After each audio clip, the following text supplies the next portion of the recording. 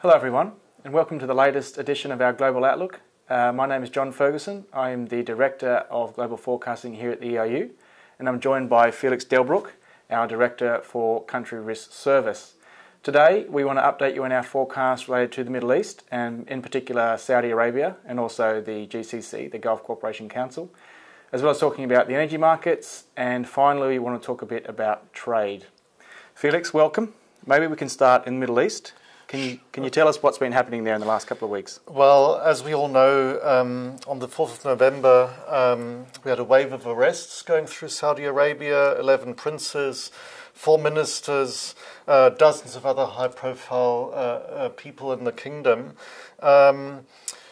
Is it simply an anti-corruption drive? Is it something else? What does it mean for Saudi Arabia? What does it mean for the rest of the region? Yeah, really big events. We'll start domestically. It is part of an anti-corruption drive from the Crown Prince, Mohammed bin Salman. So, for a long time people have known that corruption has been an issue that needs to be dealt with in Saudi Arabia. And we've seen over the last couple of years that MBS, as he's known colloquially, the Crown Prince, has been increasing in popularity, particularly with Saudi Arabia, has a very young population. So this, but it was a bit of a surprise. It was a major event to sort of, arrest all of these significant people. So the important thing is what he does now. He has a lot of people, princes, current and former ministers, arrested on this anti-corruption drive, but now he has to take the next steps. So, if this is fully about corruption or anti-corruption, then what does he do? Does he put, is it just himself, or does he put institutional capacity in there to help him deal with that? Because we also need to realise that this is, related to the recognition from the Saudis that they need to diversify away from energy. So attracting business, attracting investment, being seen to crack down on corruption can help with that goal. But as you implied in your question, maybe there's more to it than just an anti-corruption drive. And with these arrests, he has consolidated, the Crown Prince has consolidated a lot of power in his own hands. So he now becomes, if not before, an even more significant figure in Saudi politics. So the question is now, what does that mean for Saudi itself, and what does that mean for the region? Sure. So, so in the short term, it's a consolidation of power as well as a cleaning up of business in Saudi Arabia. Longer term, what do we think it means for political stability? What does it mean for the Saudi succession and the longer term? We've long expected the Crown Prince to become the king, the next king in Saudi Arabia, so this just reaffirms that view. So that's domestically, but for us, given the countries we cover and the things we need to talk about, we also need to think about what it means for the region. So that was a domestic story. The Crown Prince has been, as I said, growing in popularity and consolidating his power, and now he's done that domestically, but we also have to consider the broader ramifications. So the biggest story that we've got our eye on in the Middle East is the proxy battlegrounds, the proxy wars between Iran and Saudi Arabia, the sort of challenge for power and influence in the region. So even though this was a domestic story that happened on November the 4th, there was another event. It was a very big weekend, the 4th and the 5th, but a missile was fired from Yemen, which the Houthi rebels claimed responsibility for, towards the capital in Saudi. Now that was intercepted by a surface-to-air missile, from a US surface-to-air missile, but it was a significant moment because the targets were civilians. It was targeted at the airport. So Yemen represents one of these proxy battlegrounds that we're focused on. Now, we don't expect a direct conflict between the two major countries or powers in the region, Iran and Saudi Arabia, but given the missile and given what's happened with the Crown Prince, we do expect a bit of an escalation in these sort of tensions, and Yemen is the perfect example. So, for example, it is a humanitarian crisis and a very serious situation there in Yemen, and we were expecting, a sort of a peace deal to take place towards the end of next year. Now, that is now at risk. straight after the missile was sent, the Saudi-led coalition has responded with their own attacks there. And with the position of the Crown Prince, we do expect him to be more bold in the region. Lebanon is a country where we saw the Prime Minister resign from his position whilst in Saudi. And Lebanon is right in the middle of this sort of battle between Iran and Saudi. And, because we do expect, the Crown Prince to be a bit more bold on the foreign policy front, it's likely that Lebanon will, be a little bit more unstable in the near term. So, in a way, on the foreign policy front, Mohammed bin Salman needs a win, and he's struggling with that in Yemen. It's probably gone on longer than he expected. So we are concerned, and we are watching for an escalation in these proxy conflicts, these proxy battlegrounds around the region, but it wouldn't be a surprise if there are other proxy battlegrounds that arise in the region because of these issues. And I should also mention that even though this is a separate event, it was a domestic story that we're just talking about in Saudi, this will interact in a very complicated and worrying way as well with the ongoing crisis with the GCC, the Gulf Cooperation Council. So again, it's a separate event, but the GCC has been dealing with the Qatar crisis, and what we expect to happen there is sort of a slow disunity to keep growing within the GCC, and that is just going to mix together with sort of more bold foreign policy from the Saudis, and it makes the region quite a worrying situation, and one where geopolitical risk is even higher now. Mm-hmm.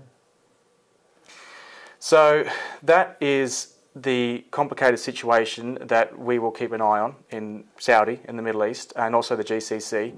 Now, has that meant anything for the energy markets?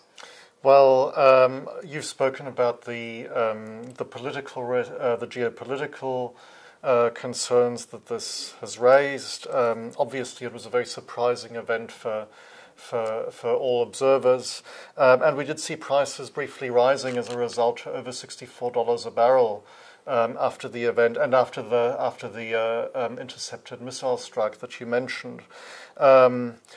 Prices have since fallen back to the low 60s. It's where they were before all this happened. So was it all a sort of a flash in the pan?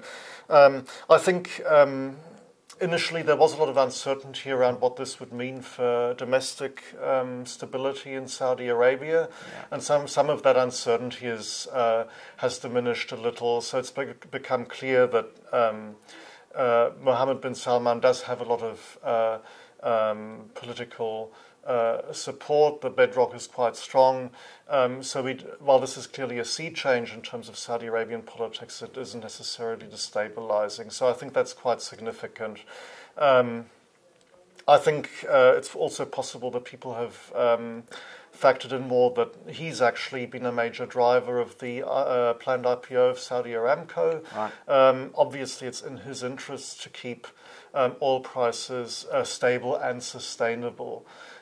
So those things argue for stability rather than instability in the oil markets. From our point of view, Saudi Arabia is it's clearly still a very important player in oil markets, but it's not as important as it was maybe a decade ago. So we're very conscious that it's a big change. That's a very big change. It's a big change, and so we've now got the US, which is a swing producer. We've got Russia, which is a key player in the OPEC production restriction deal. They are responsible for about half of the agreed production cuts. So Russia and the US are important. Now on the US front, with prices where they are, it's quite likely that investment will start to rise again by the end of the year. In fact, we've already seen quite a big increase in the rig count just over the last week or so. Of course, that's going to mean an increase in production fairly soon, given those shorter time lags that we see in US production. On the Russian front, I mean, they've been very good so far in terms of complying with those pledged production curves, but they've got more fresh oil fields coming on stream. So we could see some upside there as well. So when we look at total global production, even with the OPEC production cuts remaining in place till the end of the year, we're still expecting global oil production to rise. And if you take that, and if you combine that with our view that the Chinese economy is going to slow next year, by the second half of next year, we'd expect prices to move back into the sort of $55 a barrel range. Right. So is it fair to say we now have prices in it? Can we think of them as being range bound over the next couple of years? Yeah, sort of a range between $55 a barrel and $65. So you can think of the OPEC deal providing a floor for prices. Yes. But the U.S. shale sector in particular is providing a ceiling. Over the longer term, that may of course still change. So eventually, the U.S. industry will run into rising production costs. Demand might strengthen over the longer term, but for now, that's where we are. So we're expecting something within a fairly stable range. Great. So let's turn to our final area, which is trade. Yes. Now, so, completely separately from oil prices, we have seen a big pickup in trade this year. I think we've raised our own forecast for global trade growth. That's volumes, not values, yep, to more than 4.5% this year, and that would be the fastest growth since 2011. Absolutely. Are we changing our view on global trade over the longer term? Are we emerging from the trade slump? Not quite. So, as you mentioned in some of the impacts or the influences in the oil market, the global economy is just having its best year for a number of years, and that is obviously increasing consumption of oil. But with countries like the US, the EU as a region, Japan, Brazil, Russia coming out of recessions, all of these sort of macroeconomic stories come together in the 1 year, and that has meant that trade is now growing this year much more strongly than we expected. We were expecting around 4%, and we've now gone up to 4.6% for this year. But in the medium term, I don't think the story has really changed. We do see a bit of a slowdown in the next 5 years. Partly that is because of our forecasts for China and China's economy slowing down next year. We're expecting a slight technical recession in the US in 2020, but also some more structural things. The supply chains that sort of expanded and grew so quickly in the 2000s after China joined the global economy through the WTO, we don't expect that pace of acceleration in supply chain growth to continue and almost to start pulling back a little bit. So trade growth itself, of volumes, as you said, is having a very good year based on macroeconomic growth in the major countries, but we don't really expect that to continue in the next 5 years. Now, politics is, of course, also part of this. There has been a move towards greater protectionism globally. What do we think about what's going to happen to trade deals over the next few years? We had the moves towards the TPP-11. How significant is that? This is where the real interest lies, I believe. I've been carrying trade for quite a few years now, and it's in a way never been more interesting than right now. And the one thing we need to remember about trade deals and trade agreements is they're not just about economics. It's about strategic influence, strategic ideas, and that was part of Obama's pivot to Asia to develop and to get engaged in the Trans-Pacific Partnership. Now, obviously, Donald Trump has pulled the US out of that deal, but we've always felt there's been enough appetite for liberalisation, particularly in the Asia Pacific, we did call it the TPP-11, but in the last week, the countries have sort of agreed to go ahead and actually agreed quite a significant way. The new name is called I need to get this right, the Comprehensive and Progressive TPP. So it's a CPTPP. And what the remaining 11 countries have agreed to is a lot of core elements. So they've agreed at the bulk of a deal, which is a significant step. But it's not. We shouldn't overstate that yet. There's a long way to go. There are 4 outstanding areas that these remaining 11 countries need to talk about. One of them relates to sort of Brunei and non-performance in the coal sector. But we do think these 4 remaining issues will be addressed and sorted out within the next, say, 6 months. They're aiming for March next year, but it might take a bit longer. But importantly, they've also changed how the deal will be ratified. So it used to be 80% representing 80% GDP of the signatories, and now what they need is 6 countries to sign on. So Japan will lead the way, and then we'll have 5 other countries that need to sign on, and we expect that to happen. So we've always been pretty optimistic that TPP 12, TPP 11, and now CPTPP is going to be signed. So we now expect that to be signed. The economic impacts may not be felt till 2020, 2021 because it takes time to ratify and implement and so on. But that now is part of our forecast. Now, of course, a major member that would have been in the original TPP is not in there, and that's the United States. Absolutely, and this is an important story because Donald Trump and the Trump administration has just taken a completely different approach to Obama and the TPP. So obviously we know from Trump they're worried about trade deficits, which is possibly misguided as a way of dealing with trade liberalisation, and they want to deal on a bilateral basis rather than a regional or multilateral basis. And we, in the short term at least, we don't see that being successful. You know, the countries like Japan and other countries, particularly in the Asia-Pacific region, are more interested right now in pushing ahead with CPTPP. So we don't see the Trump administration having much success with their bilateral approach to trade agreements. So in a way, you know, Trump's America first is leaving America behind. It's America left behind rather than America first. What about China? How does China fit into all of this? Also, I mean, the Asia-Pacific region is fascinating for a number of areas, but this is one of the key areas we're looking at for the Asia-Pacific.